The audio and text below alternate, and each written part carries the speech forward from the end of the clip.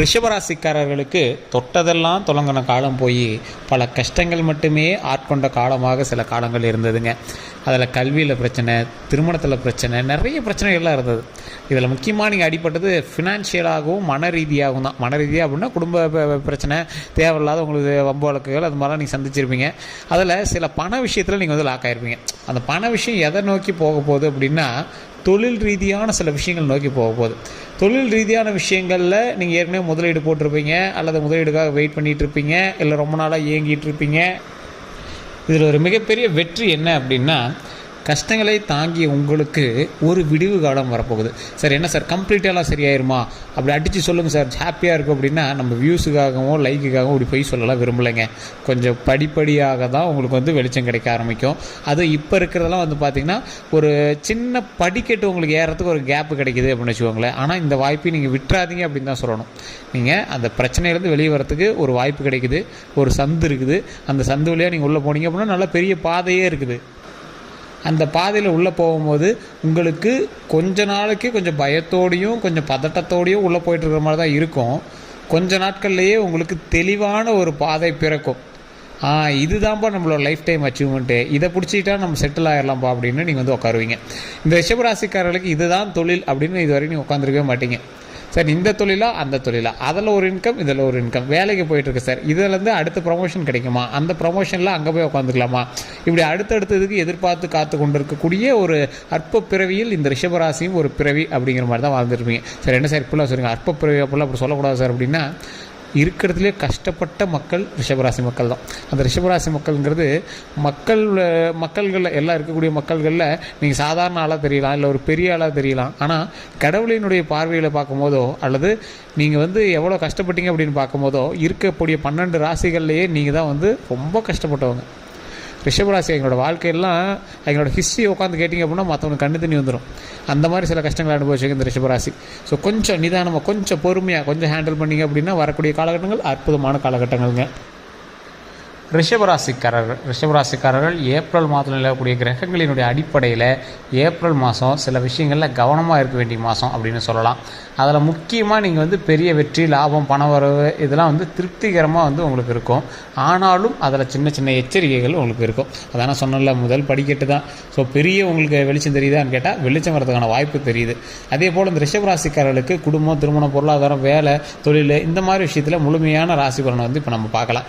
தயவு செய்து video skip பண்ணாமல் பாருங்கள். நிறைய பேர் கேட்ட விஷயங்கள் இதுதான். ஸோ அது எல்லாத்தையுமே ஃபில்டர் பண்ணி எல்லாத்தையுமே சொல்ல போகிறோம். அதே போல் நிறைய பேர் வந்து தனிப்படையான ஜோதிடம் பார்க்கணும்னு ஆசைப்படுறீங்க. தயவு செய்து நீங்கள் கீழே இருக்கக்கூடிய நம்பருக்கு ஃபோன் பண்ணி நீங்கள் வந்து பேசி தெரிஞ்சுக்கலாம். பிறந்த தேதி, பிறந்த நேரம், பிறந்த ஊர், இதை 3 மட்டும் சொன்னீங்க அப்படின்னா போதுமானது. இல்லை சார் நாங்கள் லோக்கல்லே பார்த்துக்குறோம் அப்படின்னா தயவு செய்து பார்த்துக்கலாம். லோக்கலில் உங்களுக்கு ஜோதிடம் பார்த்து உங்களுக்கு சாட்டிஸ்ஃபேக்ஷன் இல்லைங்கிறவங்க மட்டும் இந்த நம்பருக்கு நீங்கள் ஃபோன் பண்ணுங்கள். அதே போல் ஃபோன் பண்ணிங்க அப்படின்னா கொஞ்சம் பிஸியாக இருந்தாங்க அப்படின்னா கொஞ்சம் கழிச்சு பண்ணுங்கள். அப்படி இல்லைனா வாட்ஸ்அப்பில் உங்களோட டீட்டெயில்ஸ் அனுப்பி வைங்க, உங்களுக்கான அப்பாயின்மெண்ட் வந்து கொடுத்துருவாங்க. இந்த ரிஷபராசிக்காரர்களுக்கு மாதத்தோட துவக்கத்திலேயே மறைவு ஸ்தானத்தில் இருந்து சில விஷயங்கள் வந்து பின்னடைவுகள், சில விஷயங்கள் வந்து அனுகூலமாகவும் இருக்குதுங்க. அதுலேயுமே வந்து பார்த்திங்கன்னா குறிப்பிடத்தக்க விஷயம் மட்டும்தான் உங்களுக்கு கை கொடுக்குதே தவிர ஒரு சில விஷயங்கள் வந்து உங்களோட கொஞ்சம் கை நிலவி தான் இருக்குது. அந்த இடத்துலலாம் நீங்கள் கொஞ்சம் பார்த்து பராமரிச்சு இருந்தாகணும். இது இன்னையிலேருந்தே 15 நாட்கள்னு வச்சுக்கோங்க. இந்த ஏப்ரல் மாதத்தோட பலன் முன்னாடி இருக்கக்கூடிய 5 நாட்களே உங்களுக்கு தெரிய ஆரம்பிக்கும். இது ஏப்ரல் மாதம்னு மட்டும் சொல்ல முடியாது. முன்னாடி இருக்கக்கூடிய இந்த மார்ச்லேயுமே 5 நாட்கள் வந்து உங்களுக்கு இப்படி தான் இருக்க போகுதுங்க. அதே மாதிரி கிட்டத்தட்ட மாதம் முழுவதுமே வந்து பார்த்திங்கன்னா இந்த நிலை கண்டிப்பாக இருக்குது. எந்த செயல்களை செஞ்சீங்க அப்படின்னாலும் சிந்தித்து செயல்படுவது ரொம்பவே நல்லது.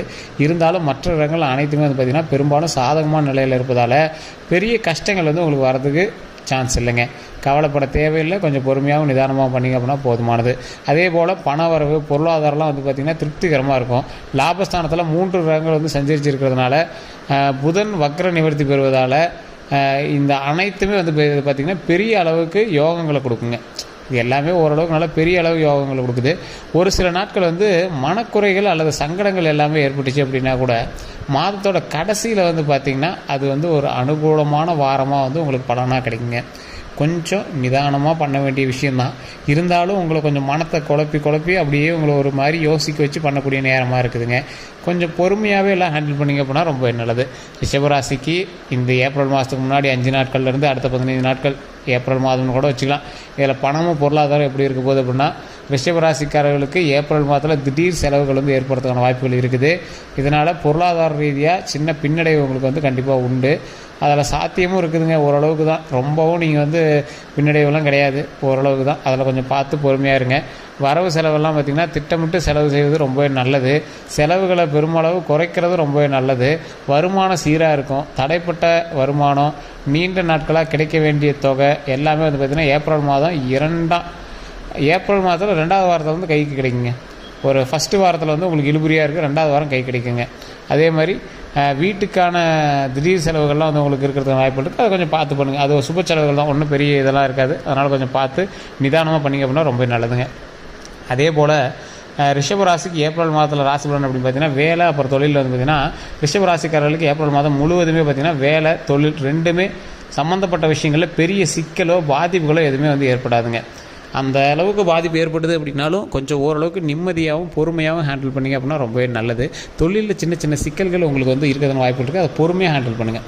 உங்கள் கீழே வேலை பார்க்குறவங்க அல்லது உங்களுக்கு மேலே வேலை பார்க்குறவங்க, நீங்கள் வேலைக்கு வச்சவங்க, இவங்க எல்லாத்துட்டையுமே கொஞ்சம் பார்த்து செயல்பட்டீங்க அப்படின்னா ரொம்பவே நல்லதுங்க. வியாபாரம் செய்கிறவங்களுக்கு பெரிய வளர்ச்சி முன்னேற்றம் கண்டிப்பாக இருக்குதுங்க. அதே மாதிரி குரு அப்புறம் புதன் ஆகிய 2 கிரகங்களினுடைய பரிவர்த்தனை யோகம் வந்து பார்த்திங்கன்னா தொழில் ரீதியாக பெரிய வளர்ச்சியும் எதிர்பாராத புதிய ஒப்பந்தங்களையும் வந்து சாத்தியமாகுங்க. நீங்கள் எதிர்பார்த்துருக்க மாட்டீங்க, இந்த ஒப்பந்தம் வந்து உங்களுக்கு கிடைச்சிருக்குமா, இந்த ஆப்ஷன் வந்து உங்களுக்கு கிடைக்குமா, இந்த சலுகைகள் வந்து உங்களுக்கு கிடைக்குமா அப்படின்னா, கிடைக்காத ஒரு விஷயம் வந்து கண்டிப்பாக உங்களுக்கு கிடைக்கும். அது கொஞ்சம் நிதானமாக தான் கிடைக்கும். அதுக்கு நீங்களாக போய் ஒன்றும் இது பண்ணாதீங்க, தானாகவே வந்து அமையும். வாய்ப்பு வரும், அந்த வாய்ப்பு வந்து நீங்கள் பயன்படுத்திக்கோங்க. வேலை மாற வேணும் அப்படின்னு விரும்புகிறவங்களுக்கு எல்லாமே இது யோகமான காலமாக இருக்கும். ஏன்னா ஒரு வேலையிலேருந்து நீங்கள் மாறுறீங்க அப்படின்னா அந்த வேலையை விட்டு நீங்கள் வெளியே போய் வேறு வேலையை ஜாயின் பண்ணுற மாதிரி தான். ஸோ அந்த மாதிரி ஒரு காலகட்டம் தான். ஸோ வேலையில் கொஞ்சம் பத்திரமா இருங்க. ஏற்கனவே வேலையில் இருக்கிறவங்க கொஞ்சம் பத்திரமா தான் இருந்தாகணும் அப்படிங்கிற ஒரு காலகட்டமும் இருக்குதுங்க.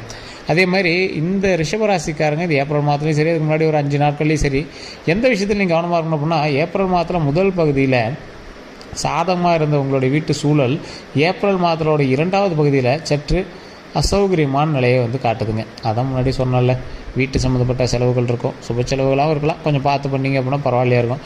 வீட்டுக்காக அப்புறம் குடும்பத்துக்காக கூடுதல் செலவு வந்து செய்ய வேண்டிய சூழல் வந்து உங்களுக்கு இருக்குதுங்க.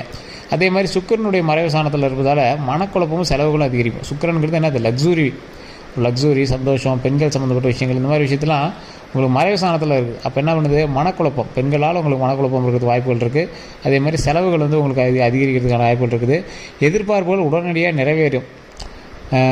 ஆனால் அந்த எதிர்பார்ப்புகளுக்கு சின்ன சின்ன தடை வந்து தான் நிறைவேறும். அப்போ வந்து என்ன ஆகுது, நீங்கள் ரொம்ப எதிர்பார்த்து காத்திருப்பீங்க, டக்குன்னு அது வந்து நிறைவேறாமல் இருக்கும். கொஞ்ச நேரம் டைம் எடுக்கும், இல்லையா அடுத்த சில மாதங்கள் ஆகும், அப்புறமேட்டு தான் உங்களுக்கு வந்து நிறைவேறும். அந்த மாதிரி ஒரு சூழலும் இருக்குது.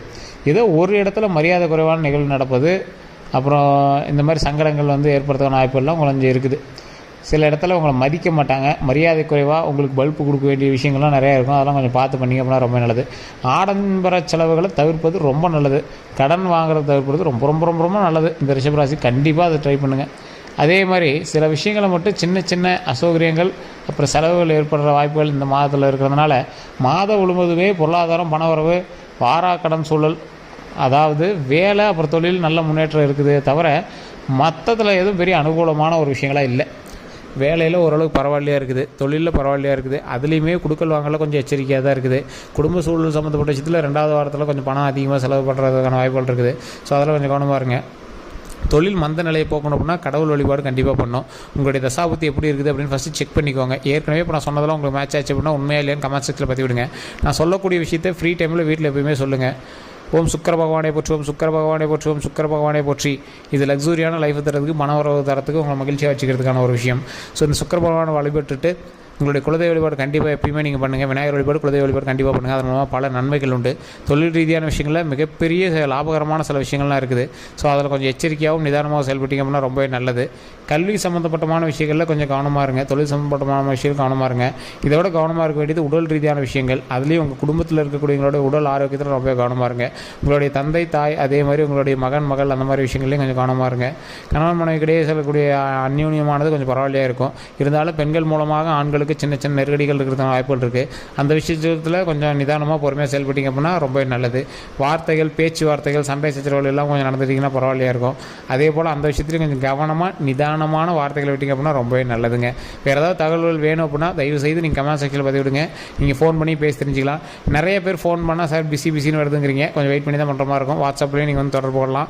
வெளிநாட்டு மக்களாக இருந்தீங்க அப்படின்னா தயவுசெய்து நீங்கள் வாட்ஸ்அப்பில் நீங்கள் வந்து டீட்டெயில் அனுப்புங்க. உங்களுக்கான அப்பாயின்மெண்ட் கொடுத்தோன்னே உங்களுக்கான ஃப்ரீ டைம்லாம் ஆல்டர் பண்ணிட்டு உங்களுக்கு வந்து பேச சொல்லுவாங்க. வேறு எந்த கருத்துக்களாக இருந்தாலும் மறக்காம நீங்கள் ஃபோன் பண்ணி எடுத்துக்கலாம். எல்லாருக்கும் நன்றி நண்பர்களே.